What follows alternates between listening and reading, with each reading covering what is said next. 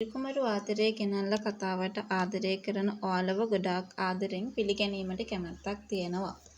හංසනා හම්බ වෙලා පොලිසියේදී බොරු කියන්න උන හේතුව දිනෙත්මින් කියන්න කටයුතු කරයිද. ඉතින් අපි දැක්ක පුංචි අම්මත් එක්කත් කතා කරනකොට පුංචි අම්මා කියපු විදිය ගැන. ඒ තමයි හංසනා දැනුත් දුක් විඳිනවා කියන කතාව.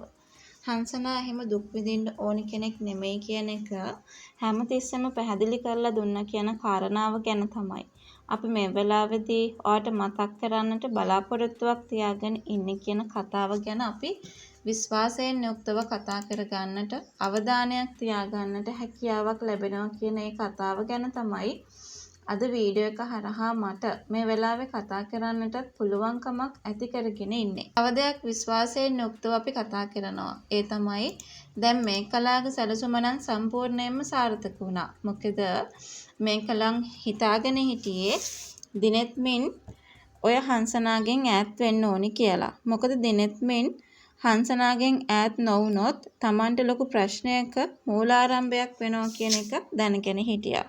ඒ ප්‍රශ්නෙන් Taman මිදලා ඉන්න ඕනි කියන කතාව ගැන මේ වෙලාවෙත් හොඳින්ම දැනගෙන හිටියා කියන කාරණාව ගැන තමයි අපි අද මේ වෙලාවේ ඔයාට මතක් කරන්නේ. කොහොමනත් මේ දේවල් එක්ක තව දෙයක් අපිට කතා කරගන්න හැකි. ඒ තමයි දැන් ඉතින් හංසනාට මේ වගේ දෙයක් සිද්ධ වුණා කියලා කියන්න අනිවාර්යෙන් දිනෙත්මින්ට පුළුවන් වේවිද? හැබැයි දිනෙත්මින්ට ඒ දේ ගොඩාක් අමාරු වෙන්නට පුළුවන්. මොකද ඉතින් කොහොම වුණත් හැබැයි අර ගුටි කෑමකටත් ලක් වෙන්න සිද්ධ වෙනවනේ. අන්න ඒකත් ලොකු ප්‍රශ්නයක් වෙනවා කියන කතාව අපි මේ වෙලාවේ කතා කරන්න ඕනේ. අන්න ඒක තමයි ලොකුම ප්‍රශ්නයකට හේතුවක් ඇති වෙලා තියෙන්නේ කියන කතාව ගැන තමයි අද අපි මේ වෙලාවේදී කතා කරන්නට බලාපොරොත්තුවකුත් හදාගෙන තිබුණේ කියන කතාව ගැන. මම මේ වෙලාවේ ඔයාට විශ්වාසයකින් යුක්තව කතා කරගන්නට chance එකක් තියාගෙන ඉන්නවා කියන ඒ කතාව ගැන තමයි අද වීඩියෝ එක හරහා අපි හැමෝම කතා කරන්නට උනන්දුවක් තියාගෙන ඉන්නේ කියන කතාව ගැන. අපි විශ්වාසයකින් මේ වෙලාවේ මතක් කරන්න ලෑස්ති වෙලා ඉන්නවා කියන කතාව ගැන අද වීඩියෝ එක හරහාම අපිට කතා කරන්නට chance එකක් තියාගෙන ඉන්නවා කියන කාරණාව තමයි අද කියන්නේ.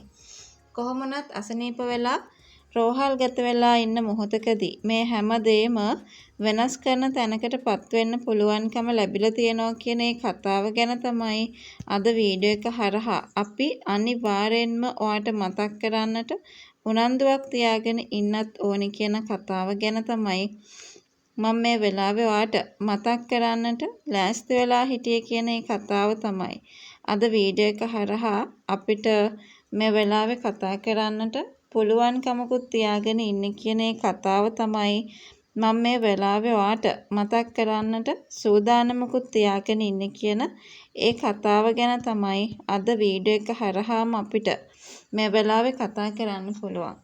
හැබැයි මේ ගැන දැනගන්න පුළුවන් වෙන කාරණාවක් තියෙනවා නැත්තේ නැහැ කියන ඒ කතාව තමයි අද අපි මතක් කරගන්නට ඕනේ.